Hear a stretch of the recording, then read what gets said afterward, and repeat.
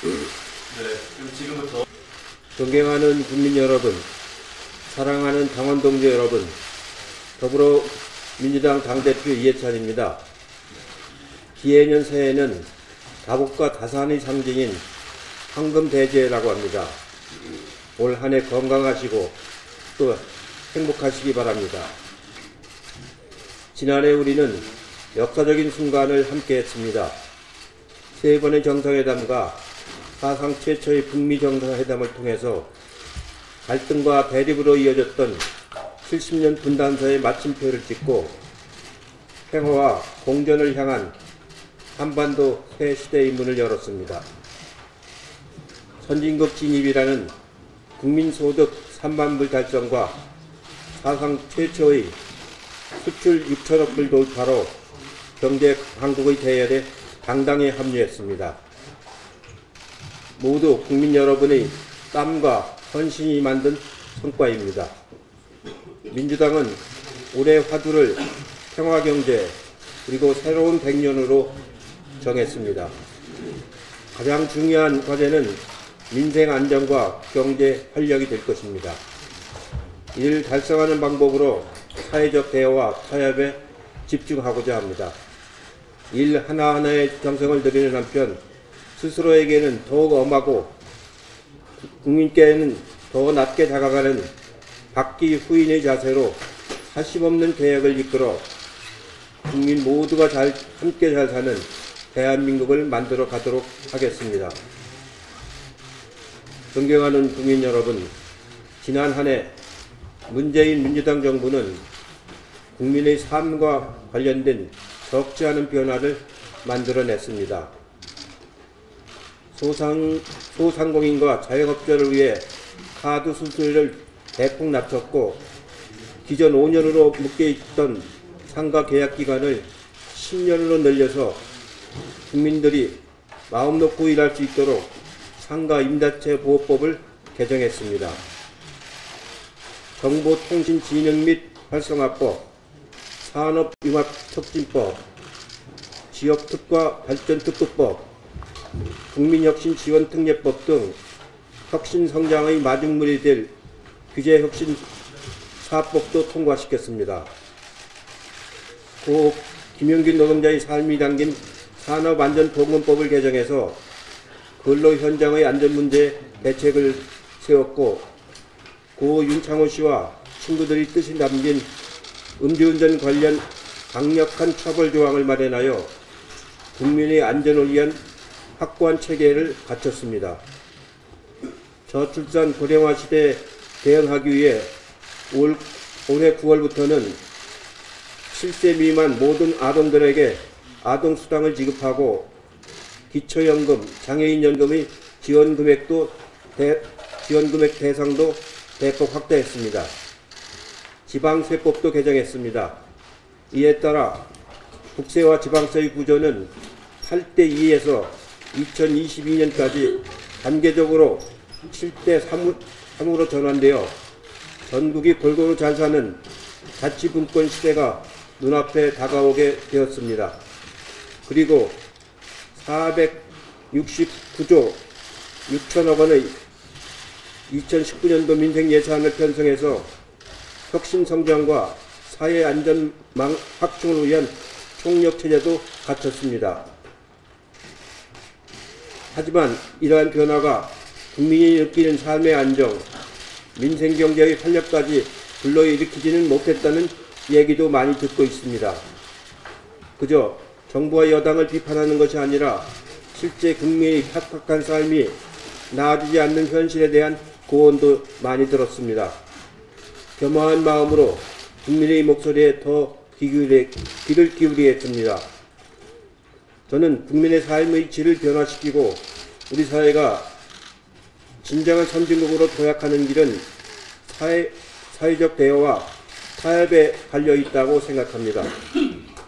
지난해 우리 사회를 달구었던 광주형 일자리 문제, 안타깝게도 두 분의 고귀한 생명이 희생된 택시 카풀 문제, 교육, 보육의 공정성 강화를 위한 유치원 3법에 이르기까지 공동체 전체의 지혜를 모아서 해결책을 만들어야 합니다.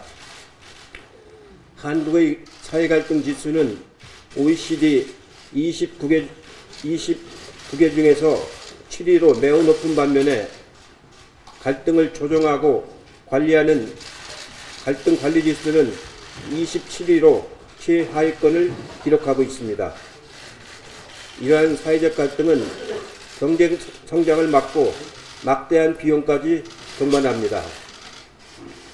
이 전원의 시대를 넘어서기 위해서 다시 힘을 내야 합니다. 우리 사회는 지난 70년 전쟁과 분단, 독재의 시대를 뛰어넘어 오늘에 이른 위대한 승리의 경험과 도전 정신을 갖고 있습니다. 해답은 경제적 역동성을 높이면서 사회 안정성을 강화하는 것입니다. 보수의 야당이 주장하는 낙수 효과는 그 효과가 이미 다했습니다. 과거 10년 동안 이어졌던 보수 정권의 실험은 실패했습니다. 사회 안정성을 높이는 것은 단순히 최저임금을 올리자는 뜻이 아닙니다. 사회적 약자에 대한 보호만 강화하자는 주장도 아닙니다.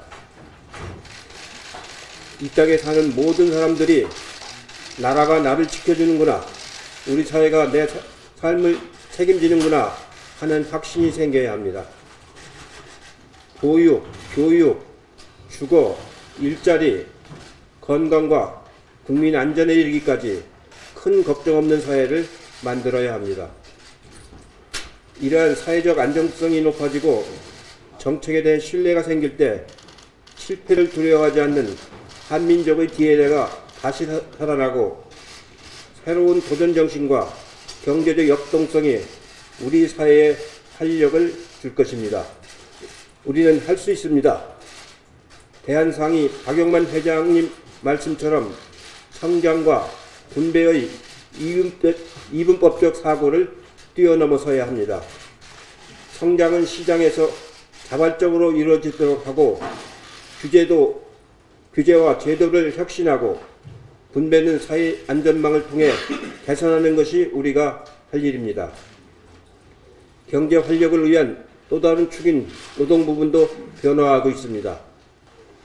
한국노총은 이미 민주당의 든든한 파트너이자 노동 존중 사회를 만드는 사회적 대화를 주도하고 있습니다.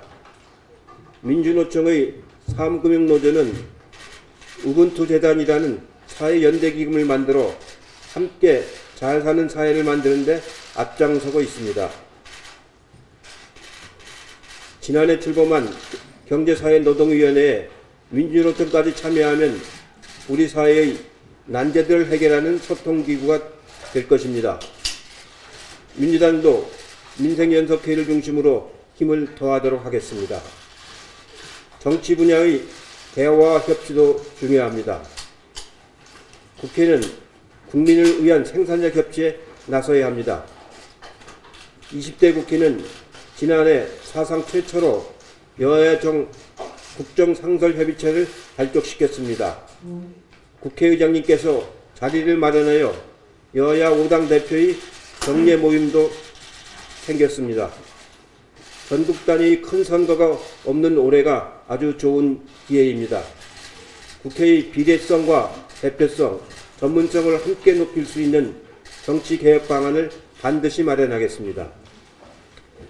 상시적인 국정감사 제도의 도입, 선진화법의 개정, 국회 윤리규범 강화 등 국회가 국민을 위한 민의 기관으로 거듭날 수 있도록 여야가 머리를 맞대고 힘을 모으겠습니다. 존경하는 국민 여러분, 당원동지 여러분, 올해는 한반도에 새로운 평화를 정착시키고 민생경제의 활력을 찾는 동시에 대한민국의 새로운 100년을 준비해야 할 때입니다. 첫째, 민주당은 민생 안정과 경제 활력을 위한 입법 활동에 집중하겠습니다. 먼저 소상공인 자영업 기본법을 제정하겠습니다. 이미 여야 5당 대표가 공식적으로 합의를 했습니다. 자영업과 소상공인 영역을 경제정책의 독립적인 분야로 다루어서 우리 경제의 가장 아픈 부분인 골목 상권을 살리도록 하겠습니다. 국민이 먹거리를 책임지고 있는 농어민 정책도 대폭 강화하겠습니다.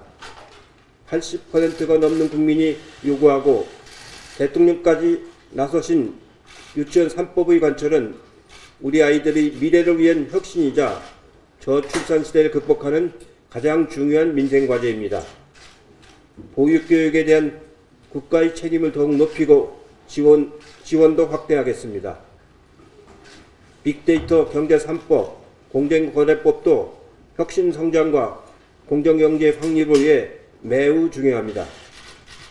30년 만에 전면 개정을 준비 중인 지방자치법과 지방이양일과법도 반드시 처리하도록 하겠습니다. 검경 수사권 조정, 고위공직자수사처법,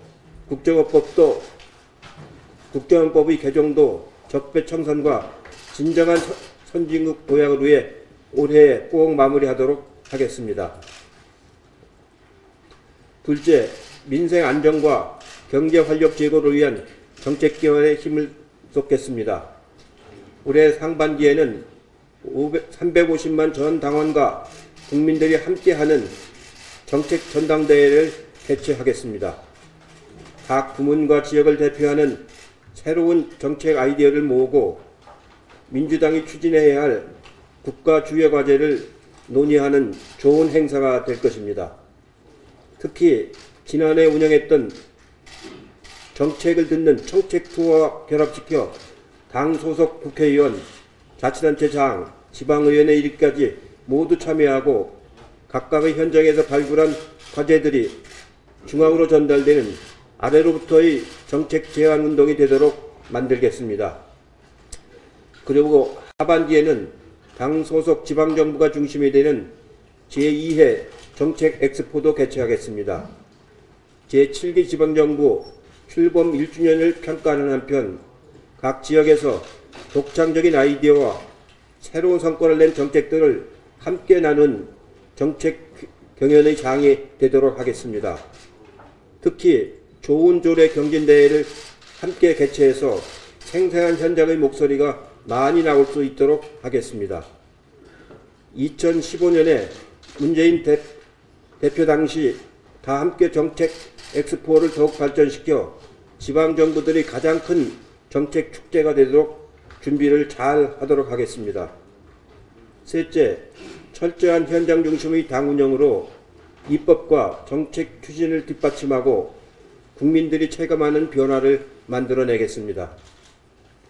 먼저 민생예산의 조기 집행을 위해서 시도지사 간담회, 기초자치단체장 간담회를 빠른 시일 내에 열도록 하겠습니다.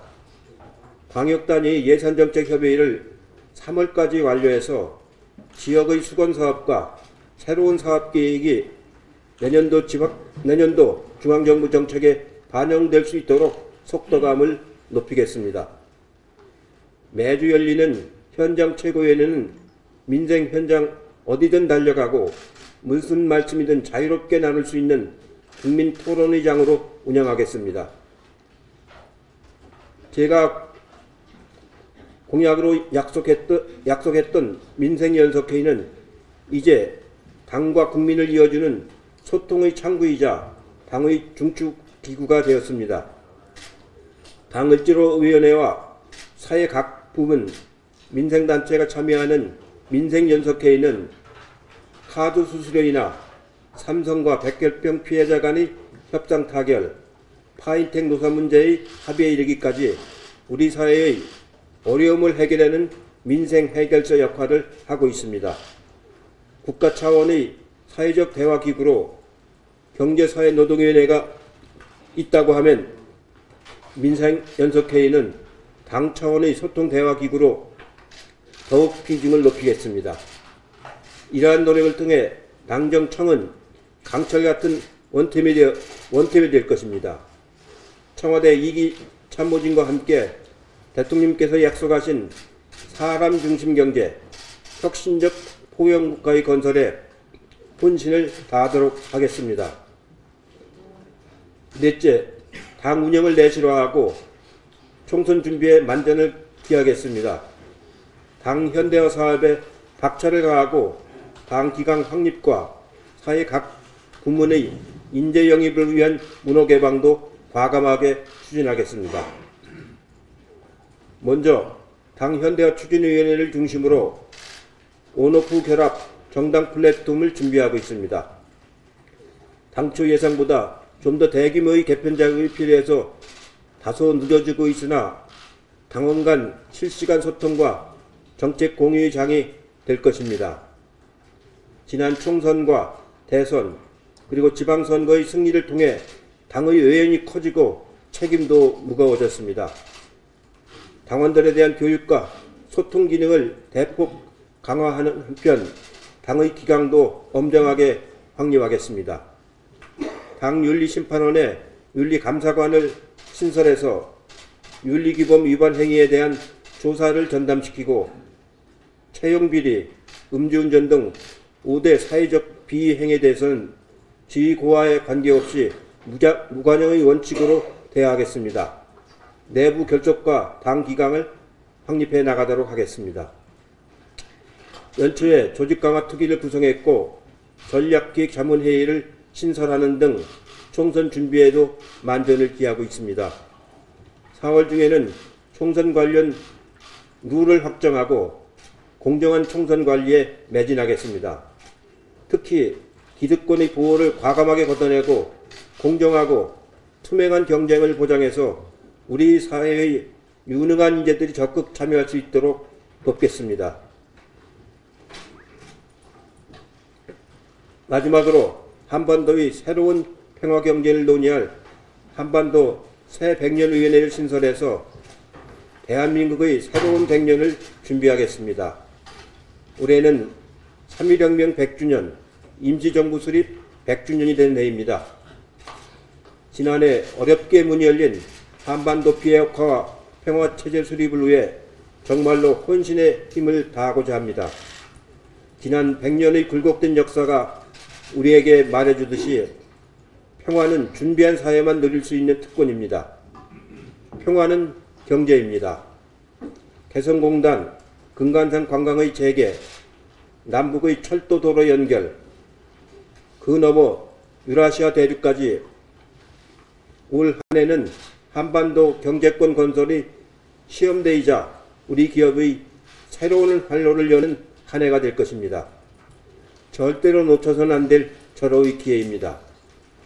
존경하는 국민 여러분, 사랑하는 당원 동지 여러분, 올해는 대한민국의 새로운 100년의 첫 해이자 고 김대중 대통령, 노무현 대통령 두 분 서거 10주기입니다.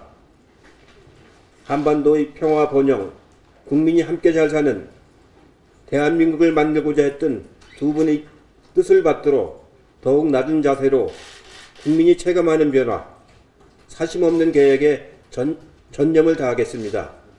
무한한 책임감으로 나라다운 나라, 든든한 대한민국을 만들어 2020년 총선 승리, 문재인 정부의 성공, 정권 재창출을 이루어내겠습니다. 대단히 고맙습니다.